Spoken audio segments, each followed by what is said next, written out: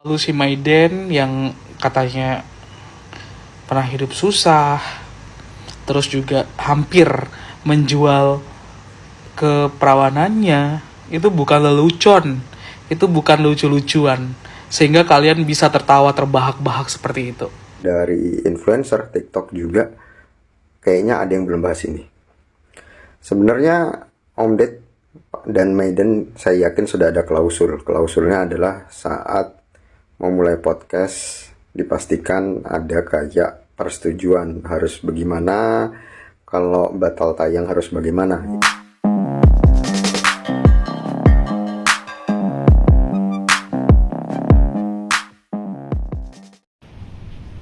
Ya, berikut inilah nasihat dan masukan ataupun tanggapan dari netizen TikTok ataupun kreator TikTok terhadap Deddy Corbuzier yang saat ini diamuk para fans Maiden.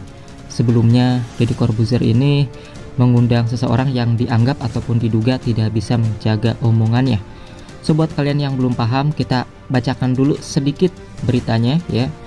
Deddy Corbuzier menjadi sasaran amukan warganet ini karena seorang seleb TikTok bernama Maiden merasa tidak terima kisahnya yang hampir menjual keperawanan menjadi bahan lelucon. Melalui podcastnya, Deddy Corbuzier bersama Agung Karmalogi membahas bintang tamu yang meminta videonya di take down. Mereka memang tidak secara gamblang menyebut nama, tapi warganet menduga sosok yang dimaksud adalah Maiden. Kita klarifikasi tapi nggak usah sebut nama ya, nggak penting juga, kata Deddy Corbuzier. Ya, Deddy Corbuzier undang 2 bintang tamu. Deddy Corbuzier mulai bercerita ia mengundang seorang perempuan yang diduga Maiden. Tidak sendiri, satu orang lainnya adalah Agung Karmalogi. Agung Karmalogi yang lebih dulu tiba di studio kemudian menunggu si perempuan sampai akhirnya ia bertemu Deddy Corbuzier dan makan. Bintang tamu itu belum tiba dia sudah ngaret dari awal, kan, cerita Agung Karmalogi.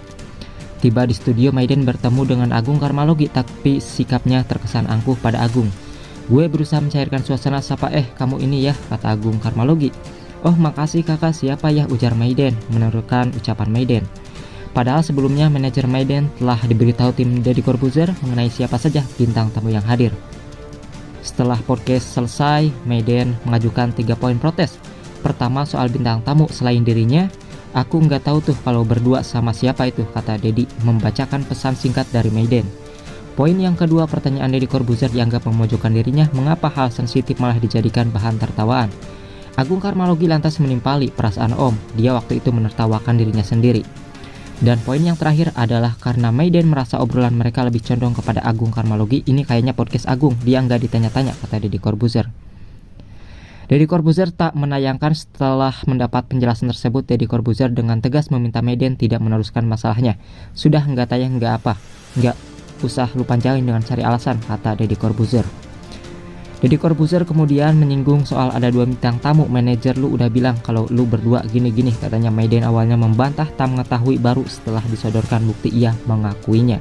Hingga pada akhirnya podcast itu pun tidak tayang di kanal YouTube Deddy Corbuzier. So, apa kira-kira pendapat netizen TikTok? Berikut inilah tanggapannya. Kualitas diri kita itu dilihat siapa lawan bicara kita. Dan kesalahan Om Deddy yang paling fatal adalah salah memilih teman bicara. Om Deddy di podcast itu benar-benar nggak ada kualitas sama sekali.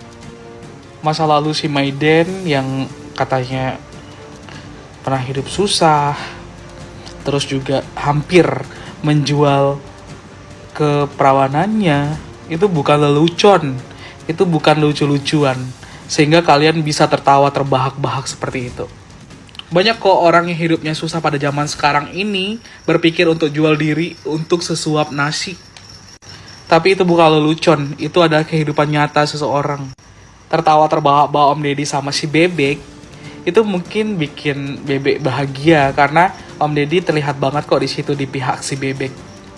Mungkin bukan hanya Maiden, banyak banget kok orang-orang yang belum kenal sama si Bebek. Karena memang jarang banget muncul di FYP gitu loh. Gue aja pernah ngelihat dia lewat FYP, gue swipe. Karena apa? Karena gue memang dari pertama gak interest gitu loh. Gue kalau misalnya dari awal, dari first impression gue gak bagus, gue gak bakal trust gitu loh. Apalagi gue follow, enggak deh, makasih. Cuma itu aja sih Om Deddy. Om Deddy kualitasnya gak ada di podcast itu. Semoga kedepannya lebih baik lagi dan lebih pintar lagi memilih bintang tamu. Thank you.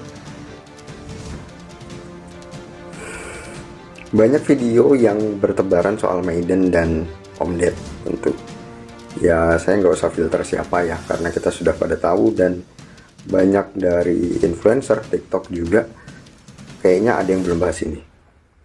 Sebenarnya Om Ded dan Maiden saya yakin sudah ada klausul. Klausulnya adalah saat memulai podcast dipastikan ada kayak persetujuan harus bagaimana, kalau batal tayang harus bagaimana, itu pasti ada, dan itu nggak ada yang bahas. Sayangnya kita nggak tahu klausulnya apa, itu dulu yang pertama. Yang kedua adalah jika ternyata Om Ded membuat podcast lanjutan yang julitin dan banyak yang mengira itu Maiden, entah itu benar atau tidak, Om Ded kan bilangnya anonim. Berarti ada 1-2 hal kasus yang mana di klausulnya itu mungkin saja tidak ada seperti denda atau tidak ada seperti membayar kerugian imaterial atau material ya, sehingga Om Ded bisa membuat podcast yang seperti itu.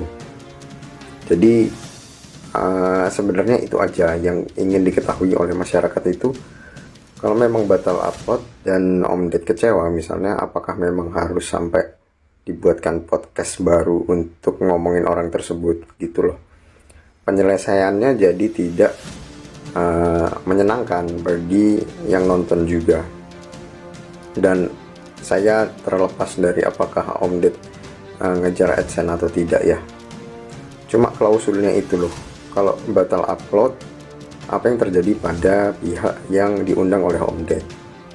Jujur sebenarnya sebelum Maiden itu banyak podcast dari Om Ded yang diundang kebanyakan laki-laki, dan kalau teman-teman tahu banyak dari laki-laki itu yang juga menjaga apa yang mereka omongkan, dan podcastnya jujur menarik tapi kurang greget.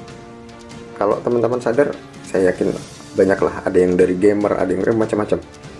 Dan tentunya Om Ded berusaha untuk mengubah bagaimana cara interview klien ya, atau interview yang diundang, sehingga kebanyakan dari kita juga nggak setuju kok sekarang dari cara bercandaannya jadi seperti itu.